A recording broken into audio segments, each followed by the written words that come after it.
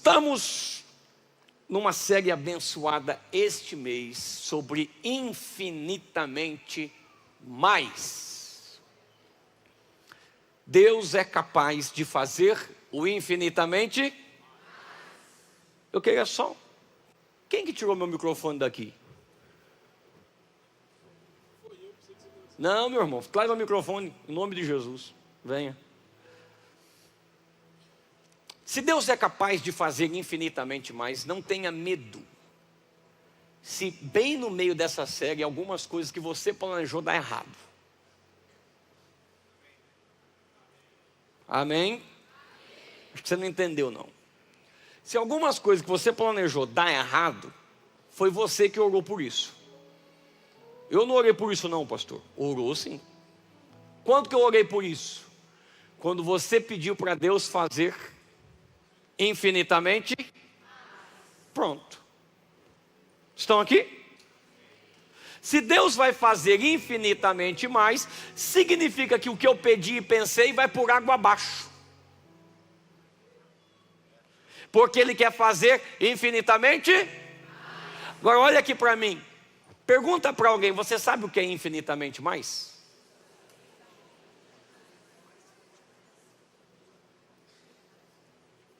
Sim ou não? Você sabe? Sim ou não? Quem sabe? Ninguém sabe, irmão. Porque é infinitamente. Como que eu descubro? Vivendo com Deus. Acho que vocês não estão aqui. Vamos de novo. Vocês estão muito desanimados. Vamos tentar de novo. Eu estou liberando uma palavra.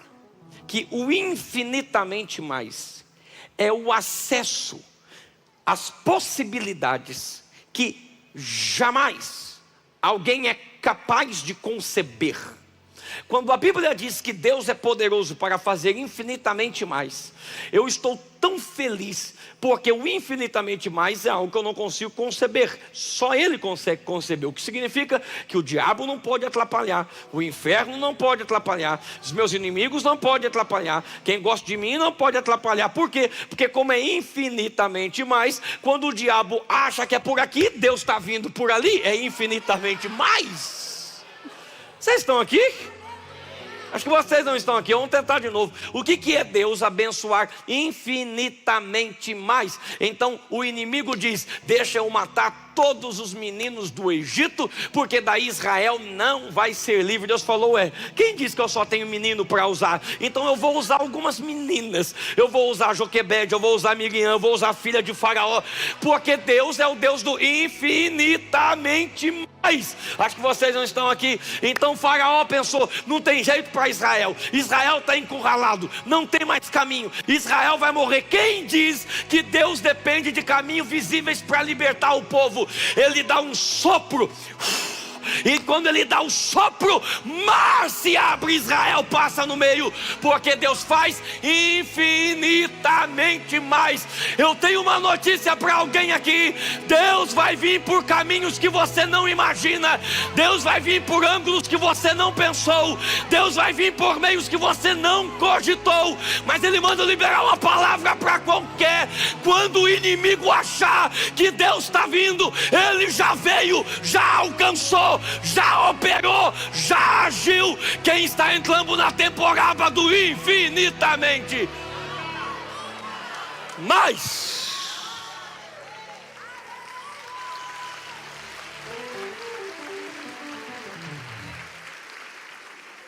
Capítulo 1, versículo 15, olha para mim. Eu gosto quando vocês aplaudem, mas se o aplauso for para vocês diminuir o glória, tira o aplauso e continue com glória. Palavras de Paulo, Efésios 1,15. Por essa razão, desde que ouvi falar da fé que vocês têm no Senhor Jesus e do amor que demonstram para com todos os santos, não deixo de dar graças por vocês, mencionando-os em minhas orações. Peço que o Deus de nosso Senhor Jesus Cristo, glorioso Pai, dê a vocês. Estende as mãos para receber. É uma oração. Se você quiser receber, receba. Eu quero. espírito de sabedoria e de revelação, no pleno conhecimento dele. Oro também para que os olhos do coração de vocês sejam iluminados, a fim de que vocês conheçam a esperança para a qual ele os chamou, as riquezas da gloriosa herança dele nos santos, e a incomparável grandeza do seu poder para conosco os que cremos, conforme a atuação da sua poderosa força. Esse poder ele exerceu em Cristo, ressuscitando-o dos mortos, fazendo assentar à sua direita nas regiões celestiais, muito acima de todo governo, de toda autoridade, poder e domínio, e de todo nome que se possa mencionar, não apenas nesta era, mas também na que há de vir. Deus colocou todas as coisas debaixo dos pés de Cristo, e o designou cabeça de todas as coisas para a igreja, que é seu corpo, a plenitude daquele que enche todas as coisas em toda e qualquer circunstância. E você diz amém? Olhe para 3 pessoas, se você puder e quiser. 3 pessoas, minha língua é presa, diga: hoje você vai conhecer o poder da ressurreição.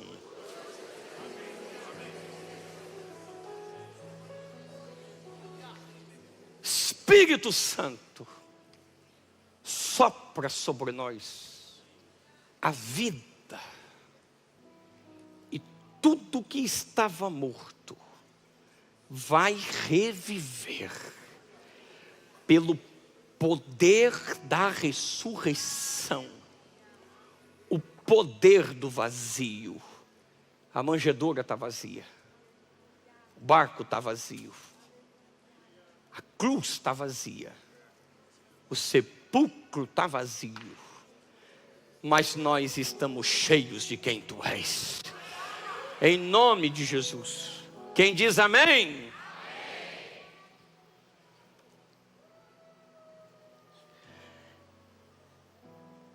Como pensar, como conceber, como compreender alguém enviar uma carta,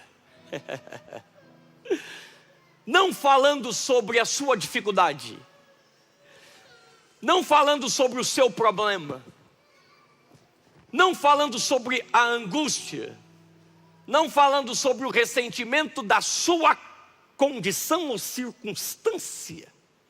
Pelo contrário, como alguém na condição que Paulo estava é capaz de falar sobre amor, graças, poder, bênção, liberdade, salvação, dentro da condição que ele estava. Pelo contrário, ele está empoderando uma igreja, quando ele aparentemente precisaria ser empoderado. Quem está em uma prisão, ainda que domiciliar, é ele.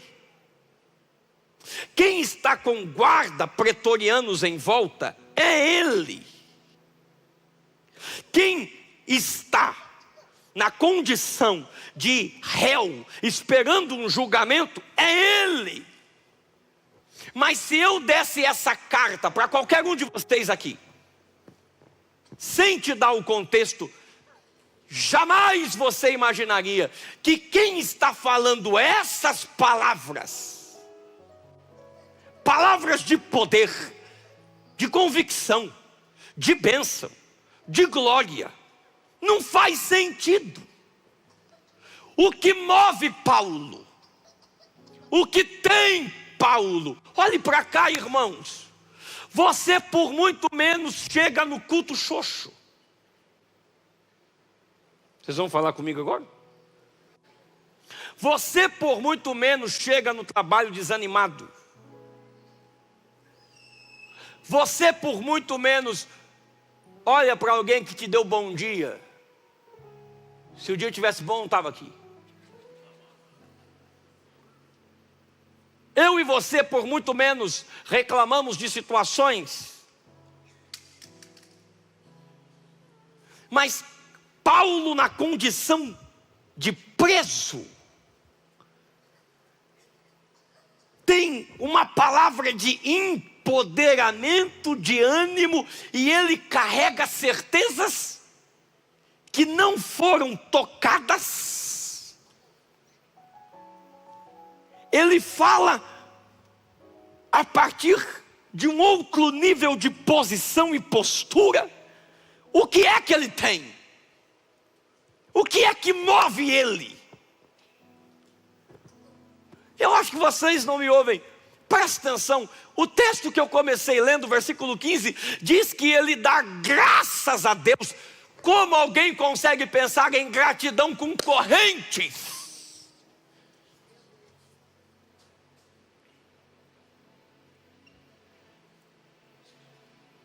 O que move ele, o que faz com que ele olhe para as circunstâncias e consiga liberar palavras que vão empoderar, animar os outros, quando aparentemente ele precisa ser animado. Eu fico imaginando eu sendo alguém da igreja em Éfeso, sendo hoje pastor da Pura Fé, recebendo essa carta, e eu falo: meu Deus, esse homem estava preso mesmo? Não é possível. Porque ele fala com certeza de coisas que eu, não estando na situação dele, duvido. Alguns de nós duvidamos que somos abençoados mesmos. Alguns de nós duvidamos que somos chamados mesmos. Alguns de nós duvidamos que há esperança para os nossos filhos. Alguns de nós duvidamos que há esperança para a nossa família. Alguns de nós duvidamos que há esperança para a nossa nação. Alguns de nós duvidamos que há esperança para áreas da nossa vida. Alguns de nós duvidamos, e não só duvidamos, achamos que precisamos fazer A, B, C, campanha, tal coisa, tal coisa, tal coisa, como se tivéssemos que conquistar aquilo que já foi conquistado. Vocês estão aqui?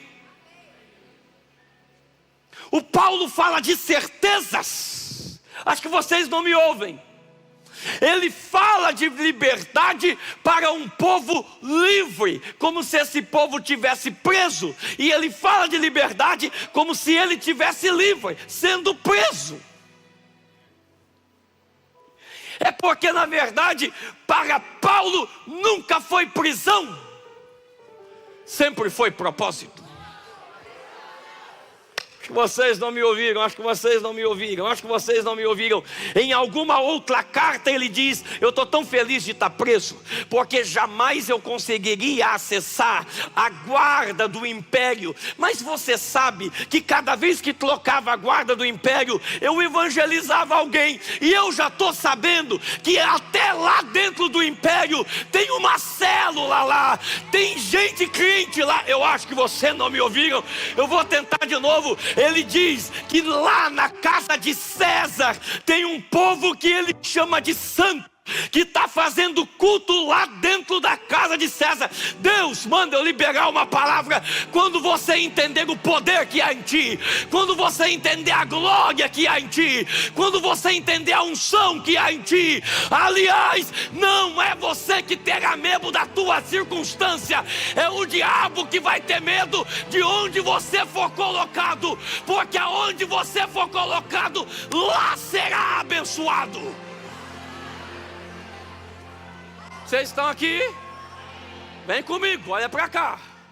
Quem está me ouvindo diz amém. Me ouça. O que move Paulo é algo que nós celebramos, pregamos, mas eu tenho a sensação que nós não entendemos. Diga bem forte comigo, diga: poder da ressurreição.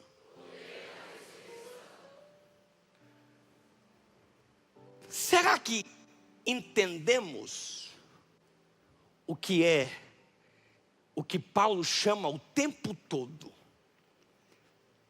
poder da ressurreição.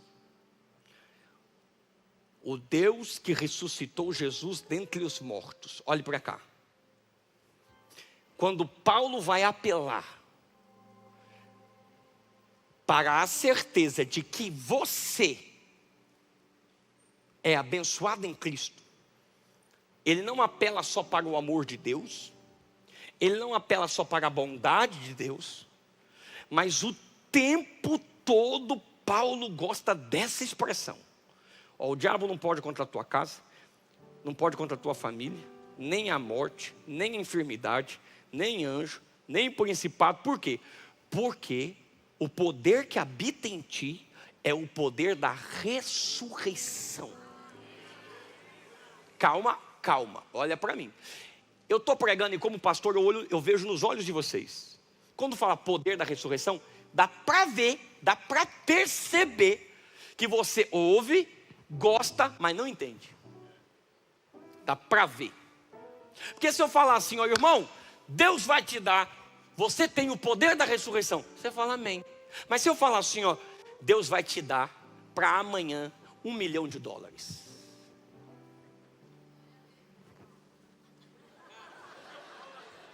Ouviu isso?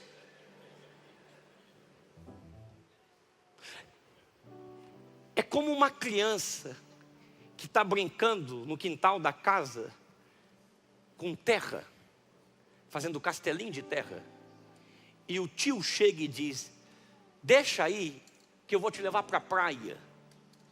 A criança nunca viu praia, ela não quer ir para a praia, ela prefere ficar no quintal, porque é a única coisa que ela conhece.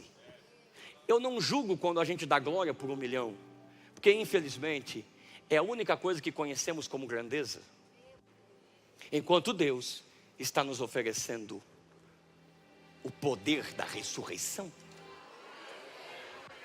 Me ouça, me ouça, me ouça, me ouça. É por isso que antes de chegar no poder da ressurreição, Paulo tem um anseio para nos explicar uma atuação, para nos levar a um acesso. Diga comigo, anseio, atuação, acesso. Mais forte, vamos lá, diga anseio, atuação, acesso. Primeiro, qual é o anseio que Paulo tem e que ele vai orar? Coloque para mim o versículo 15, acompanhe na sua Bíblia comigo. Eu vou ensinar. Eu vou ser bem simples e bem tranquilo hoje. Depois de explicar tudo que a igreja tem, pastor, o que a igreja tem? Entra no canal da nossa igreja e assista a mensagem do nosso bispo hoje de manhã. Ele nos pregou tudo que nós temos em Cristo.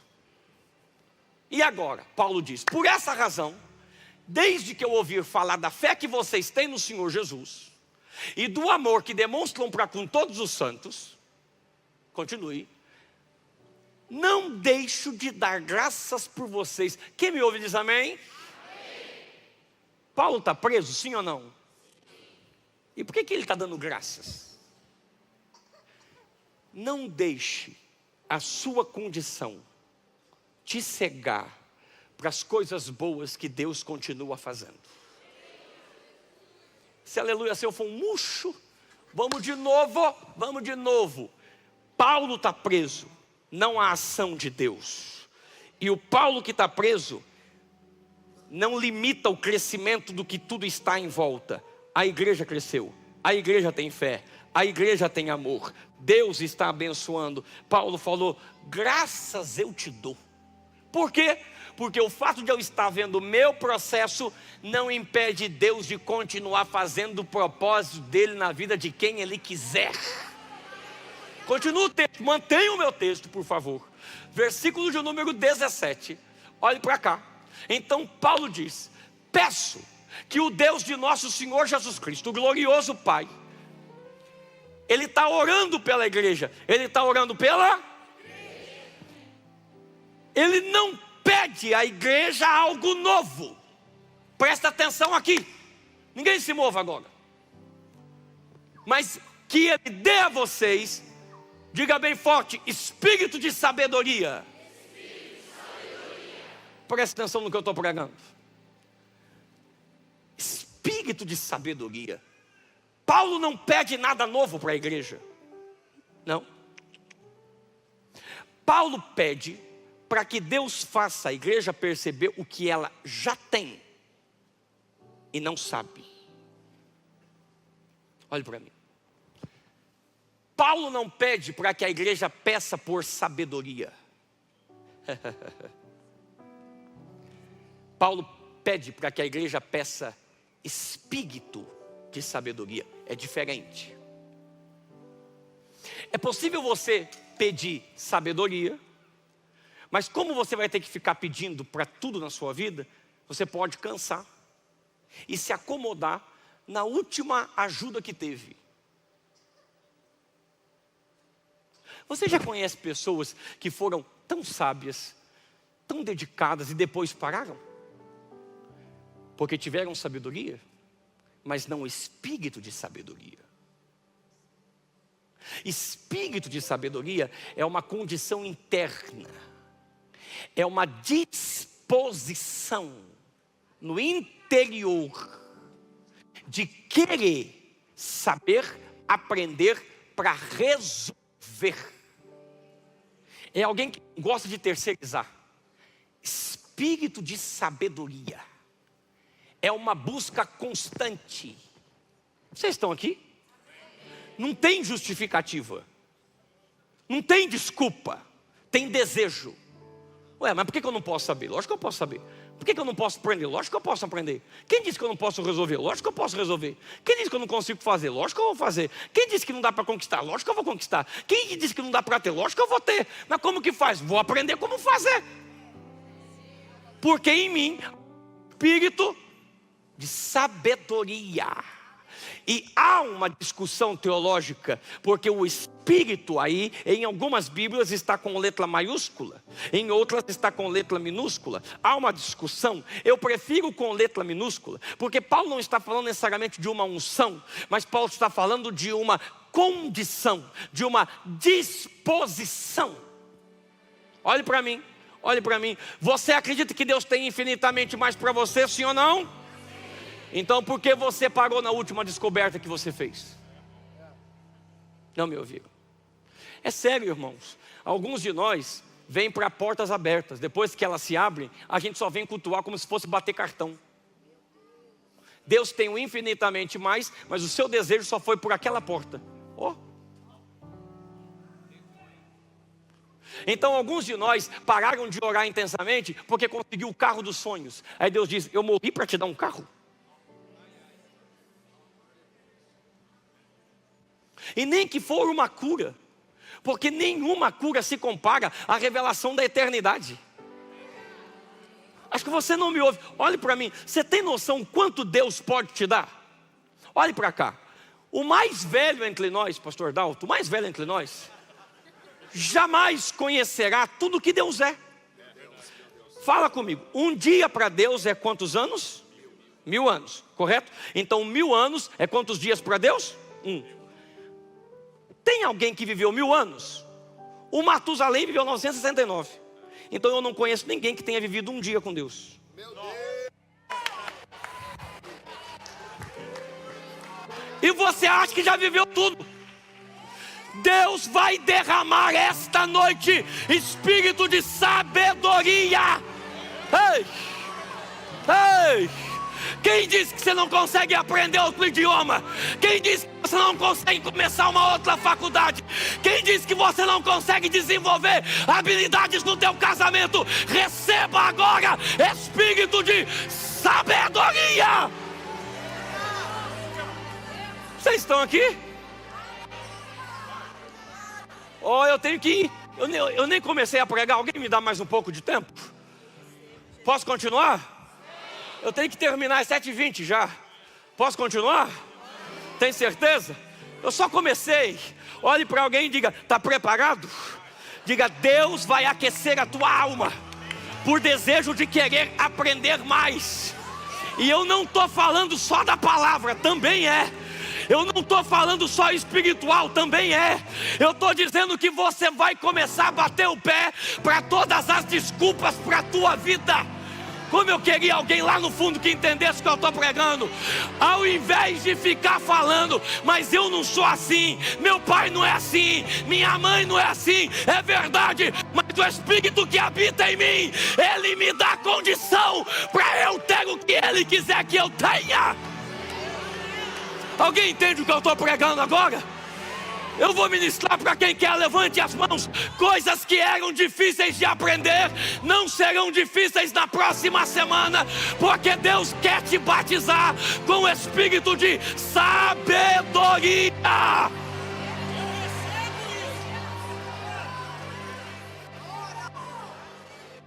Deixa eu continuar. Vocês estão me empolgando.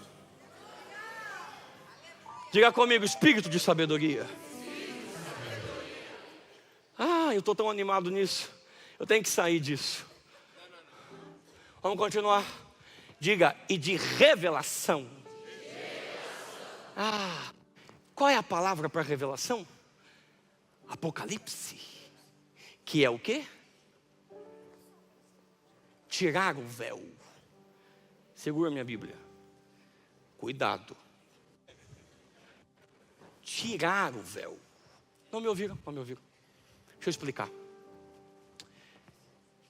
Olha o que Paulo está pedindo. Eu quero que vocês recebam espírito de sabedoria para você buscar. E de revelação. O que é revelação? Para você parar de olhar as coisas e só ver o que você consegue ver. Deus quer que você tenha a disposição de buscá-lo para Ele tirar o véu. Acho que você não me ouviu. E você começar a perceber nas entrelinhas o que sempre teve lá. Mas como você vivia por lógica e não por fé, você falava, não, mas lógico que não. Você vive por lógica. Você vive pelos conceitos que você já tem. Mas a revelação é essa capacidade de Deus abrir o véu e você falar, estava aqui. Estava aqui. Segura, segura. Ele diz que essa revelação é no pleno conhecimento. O que é pleno conhecimento dele? Então olha para cá. Esse nível de revelação, de descoberta, olhe para mim, de você perceber que existem coisas que já estiveram lá, elas acontecem não à medida que você conhece sobre você, à medida que você conhece sobre Deus. Não me ouviram? Porque quanto mais você conhecer sobre Deus, automaticamente você vai conhecer sobre você. Não estão aqui, eu vou tentar de novo, acho que vocês não me ouviram. Por que que algumas coisas sobre Deus estão tão distante de mim? Porque eu estou vendo a partir de onde eu estou. Não me ouviram? O senhor me entendeu? Vamos lá. Eu estava com a Tati indo para algum lugar e ela falou, olha amor, o avião de cima é tão pequenininho. O avião é pequeno? Não. Mas por que ele é tão pequeno? Porque eu estou vendo a percepção a partir de onde eu. Mas à medida que eu entro no aeroporto, que eu vou chegando perto dele, à medida que eu vou conhecendo e me aproximando dele, a minha percepção vai sendo modificada. Porque quanto mais eu me aproximo, o tamanho do avião não mudou, mas a minha proximidade foi revelando o verdadeiro tamanho que ele é.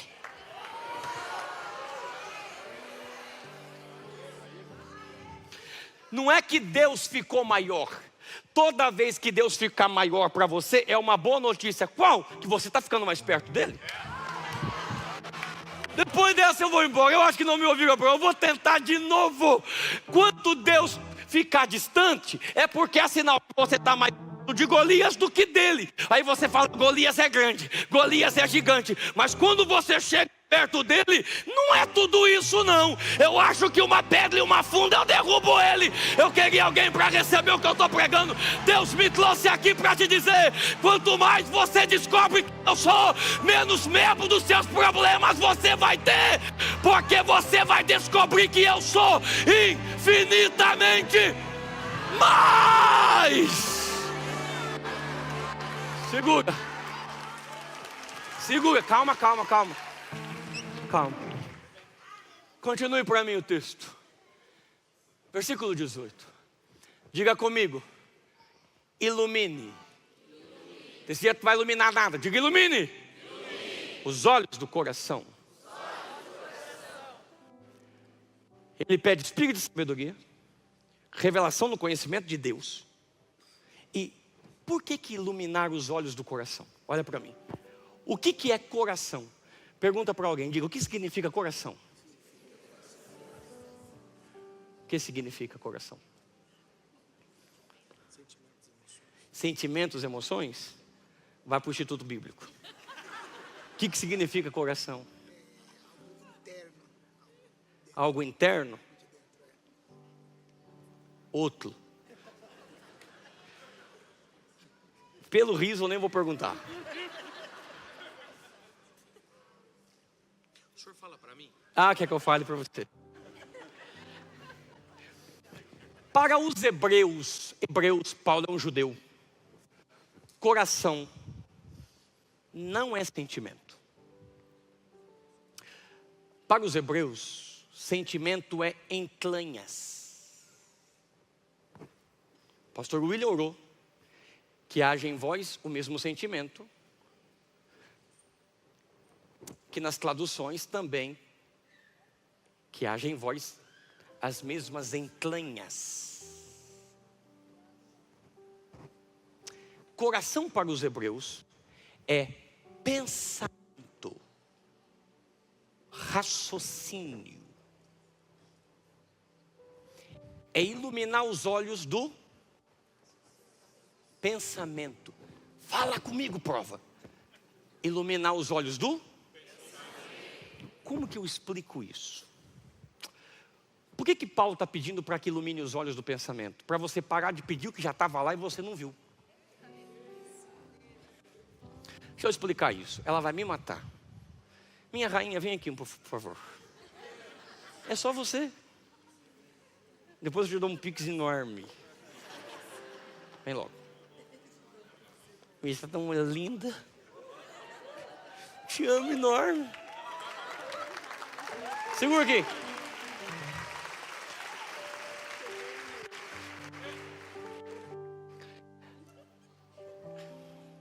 Perturbação.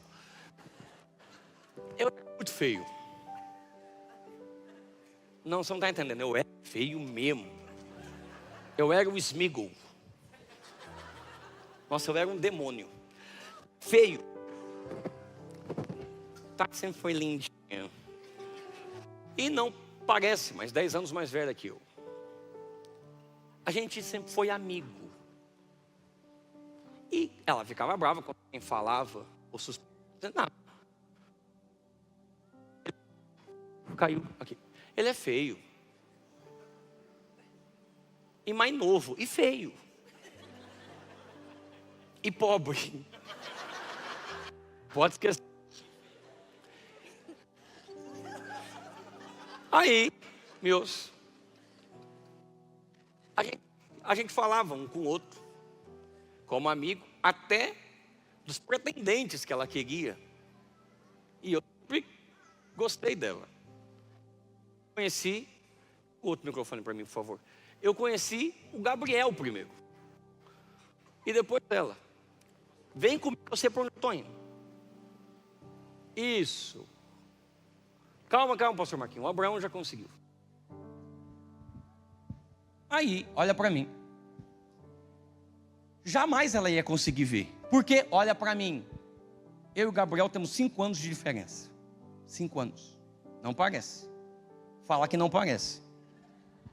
Cadê ele? I love you, meu primogênito. Aí, tem que dar muito piques hoje. Meus, não tinha jeito dela olhar para mim com todo o preconceito que ela tinha. E feio. Um dia acabou, eu estou falando sobre iluminar os olhos do coração. Aqui, ó. Por quê? Porque você não pode só enxergar a partir do seu conceito, do natural. Por quê? Porque você não está vendo o que Deus já colocou como potencial do que você está orando. Aí, um dia a gente foi almoçar. A casa da mãe dela era do lado. Às vezes eu almoçava porque eu tinha que voltar para limpar a igreja. E aquele dia a gente ia assistir um filme com todo mundo lá. E ela foi tentar ligar lá o DVD. Na época, DVD. Só que estava bem apertadinho e eu com 48 quilos falei, deixa que eu entro. Por que eu chamei ela? Ela estava assim e eu coloquei a mão. Falei, ó, deixa que eu vou. Ela falou que quando eu coloquei a mão, ela sentiu uma unção poderosa.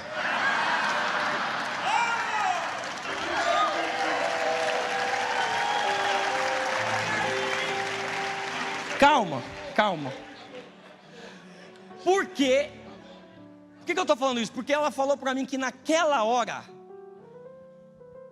iluminou os olhos, porque não é que ela não parou de ver o feio, ela não parou de ver o pobre, só que ela olhou e falou, ele tem exatamente as qualidades que eu quero, e ele está feinho agora.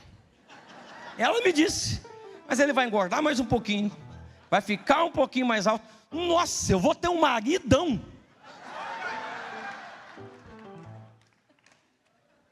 Acho que você não entendeu o que eu estou dizendo. Eu estou dizendo que se não fosse Deus abrir os olhos para que ela veja que naquele momento eu não era o que ela queria, mas eu tinha o que ela orava. Eu acho que você não me ouviu. E alguns de vocês estão perdendo oportunidade de relacionamento, de casamento, de empresa, porque está procurando aquilo que já esteja pronto, mas às vezes Deus não te dá pronto, Ele te dá com potencial.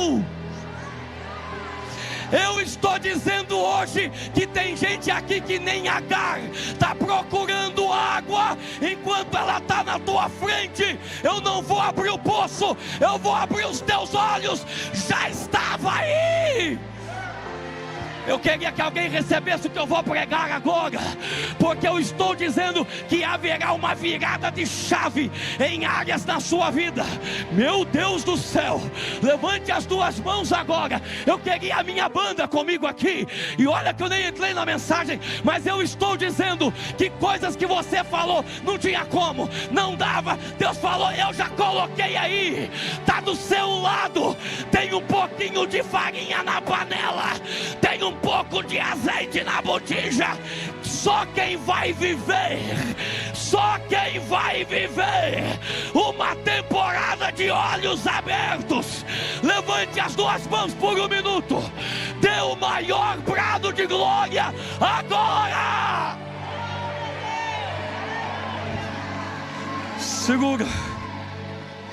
Segura, já era um prato aqui, vem comigo, olha para mim, recebe o que eu estou pregando.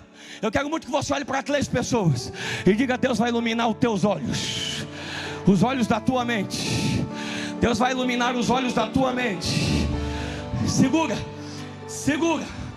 Eu vou encerrar já. Domingo que vem eu continuo. Pastora Fer, o que é iluminar os olhos da mente, do coração? Eu preciso de um exemplo.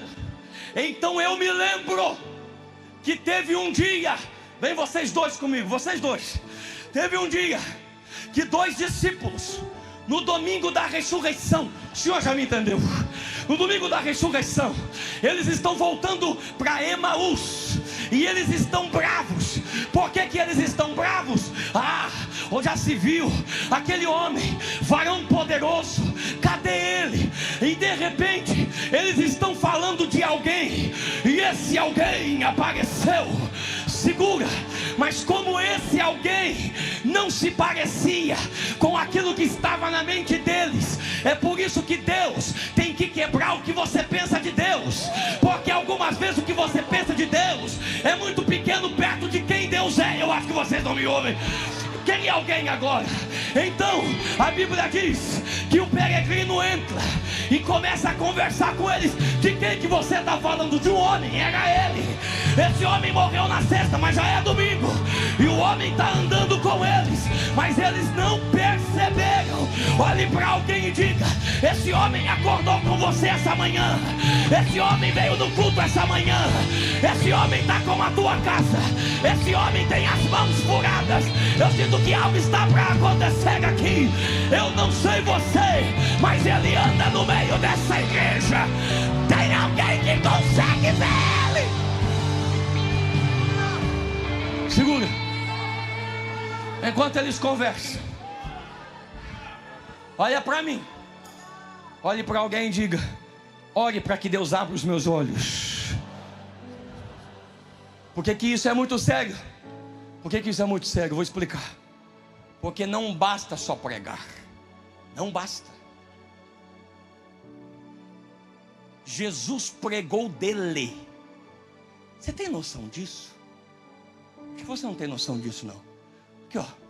Você tem noção do que é Jesus falar de Jesus? E ele foi mostrando na Bíblia, de Moisés a Malaquias, onde ele estava. Em Gênesis aqui era ele. Esse homem lutou com Jacó, era ele. Cordeiro que apareceu para morrer no lugar de Isaac, era ele. O próprio Isaac amarrado, era a sombra dele. Oh, vocês não sabem. Ele desceu para falar com Abraão, era ele. Foi ele que desceu para falar com Agar, era ele. Teve 3 hebreus que entraram numa fornalha, ele entrou lá no meio, era ele. Vocês não me ouvem. Essas profecias, eram todas eles. O coração queimava, mas eles não viam. Você gosta do culto? Você gosta da palavra? Você fala em línguas, mas quando vai embora, você pratica as mesmas coisas. Por quê? Porque não basta ouvir a palavra se os teus olhos não se abrirem. Então, o peregrino fez como quem vai embora. Eles chegaram na casa. O peregrino, tchau. O peregrino, tchau. Deus abençoe vocês. Esse aqui me deixou ir embora, tá vendo? Eu quero isso aqui mesmo. É isso que vocês fazem depois do culto. Quando você sai daqui e começa a falar de outro assunto que não é ele. Quando você acorda no outro dia e já começa a dizer que não tem como ser. Se você acabou de ouvir que Deus pode te fazer tudo, Ele está dizendo: para de me tirar fora. Eu caminhei com você em mais de 11 quilômetros. Me chama para dentro da casa, me chama para a sua mesa. Eu queria uma igreja agora para dizer: fica conosco, Salvador. E vocês ainda não clamaram? É sério, eu acabei de falar para você falar: fica conosco. E você está me olhando? Sério mesmo? Você vai ficar com a mão fechada me olhando? Sério? Você não precisa de Deus na sua vida? Eu preciso. Fica na minha casa, fica na minha família, fica nas minhas finanças, fica no meu lar. Como eu queria alguém para reagir e levantar as mãos. Olhe para cá, olhe para cá. Eu vou ser pesado agora, olha para cá. É por isso, segura, olha para cá. Eu queria muito que Deus abrisse os olhos, para que você entendesse que quando a gente fala que Jesus está aqui, eu não estou brincando que Ele está aqui. Ele está aqui. Se você visse que Ele estava aqui, as nossas reações no culto melhorariam. A gente chutaria o celular, a gente não ia querer ir embora, porque a gente ia de fato acreditar que Ele está aqui. Mas agora a gente tem que ficar dizendo: levanta a mão, grita, porque parece que você não consegue perceber. Deus, abre os olhos do teu povo para que veja. Me ouça.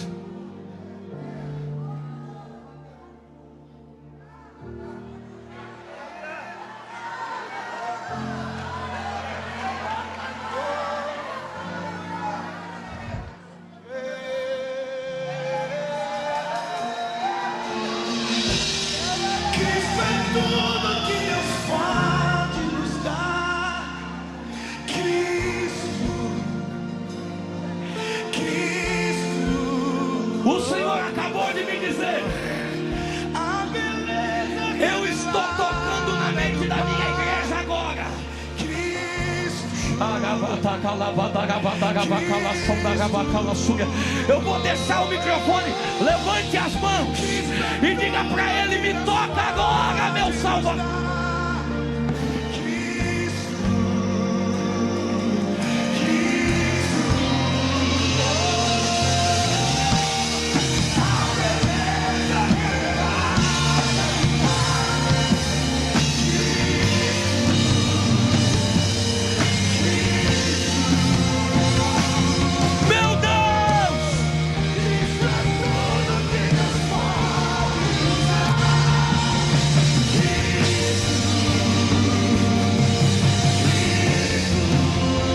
Segura.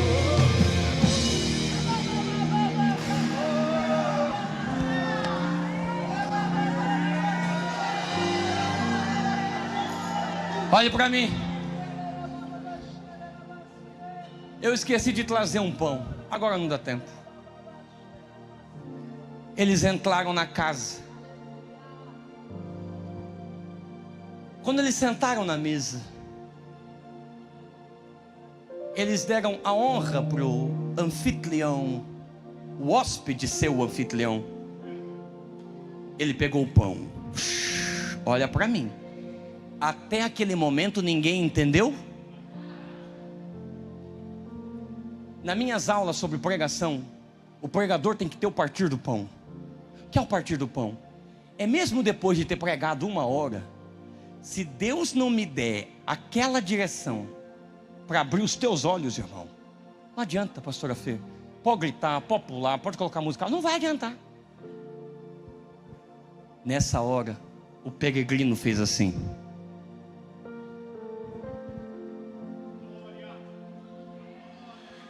E a partir do pão, os nossos olhos se abrem e reconhecemos que tu és.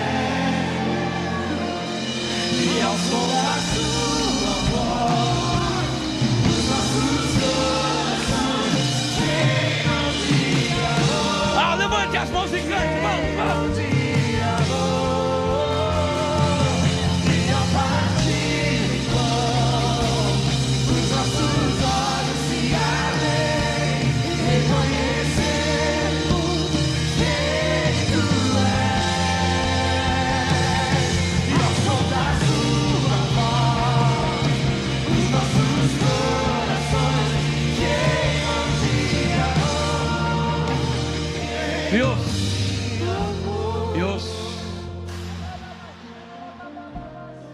O texto diz: e os olhos deles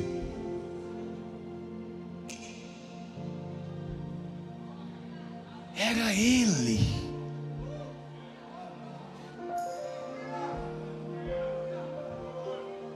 E os olhos se abrir não é só enxergar a partir de agora, mas é enxergar tudo que foi.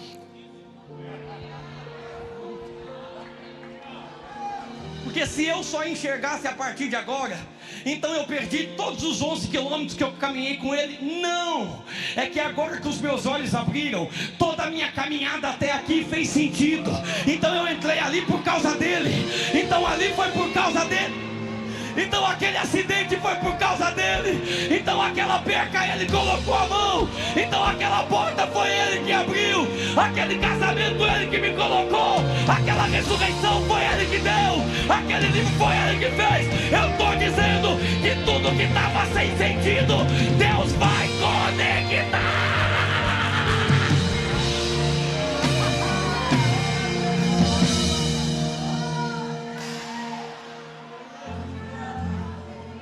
Olhe para mim. Coloque a mão no teu coração. Seu pedido hoje, domingo que vem eu vou continuar.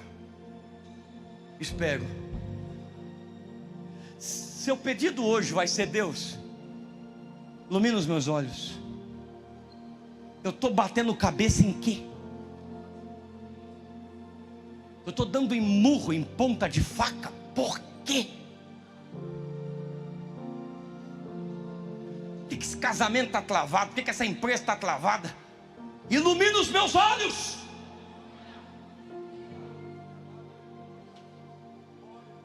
Ilumina os meus olhos.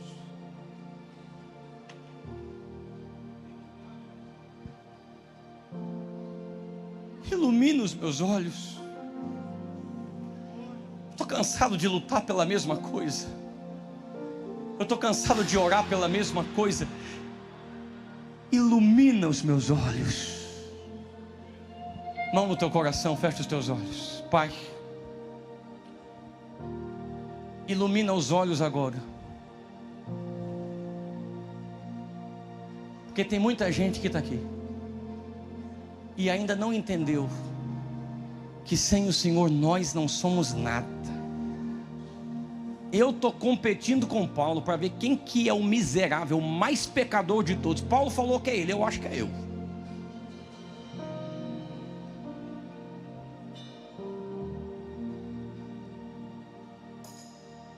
Mas o pecado não tem poder mais sobre nós. Abre os olhos agora. Eu quero falar com você. É com você mesmo, que nunca entendeu esse negócio de culto de igreja, mas tem alguma coisa queimando aí dentro.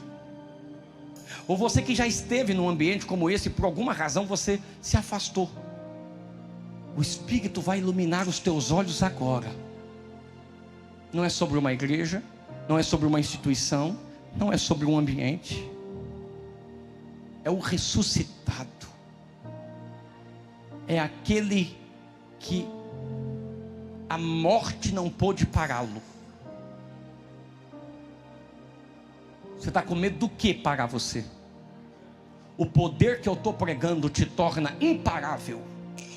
Não porque você é poderoso, mas porque o poderoso quer habitar dentro de você.